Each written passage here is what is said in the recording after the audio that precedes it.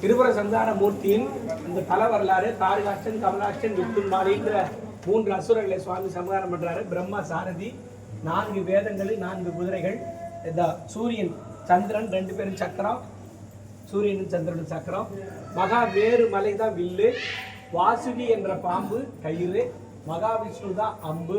இப்படியெல்லாம் சுவாமி சண்டைக்கு போறாரு.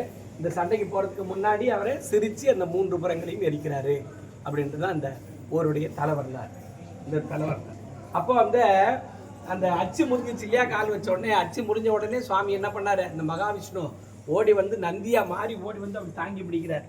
இதை மாணிக்க வாசகர் சொல்றார்.